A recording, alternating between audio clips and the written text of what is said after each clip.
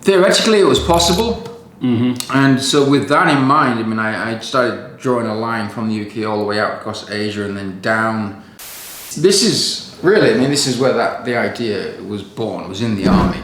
And it comes out of the conversation. I mean, British paratroopers do everything on their feet. So the British Parachute Regiment is really focused on a lot of physical fitness, and it's the endurance and the stamina and the distance and the weight, and, you know, being self-sufficient.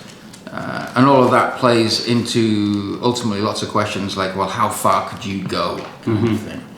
And that always captured my imagination. So yeah, at some point I started looking at maps, drawing lines on continents, and thinking, you know, well, could we, you know, do this route, and wouldn't it be amazing to do across the Americas or even all the way down the Americas? And so I started playing with those ideas and talking about it with people and family. And it was one day I got a birthday card from my father, and in that birthday card he wrote a note and mentioned that a couple of guys in the UK Special Forces had talked about the possibility of walking from London to New York over something called the Bering Land Bridge.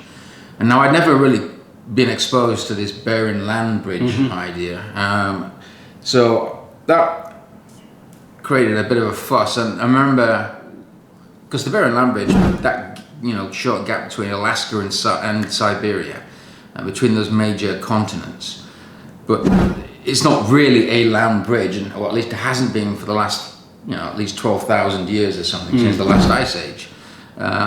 But it's a very tempting narrow gap, and because of the ice during the winter period will come south and cover the Bering Strait. So theoretically it was possible. And so with that in mind, I mean, I started drawing a line from the UK all the way out across Asia and then down, well, over this so-called Bering Strait, and then down through the Americas, not knowing why anyone would want to stop at New York, took it all the way down to the bottom of the Americas, and there it was.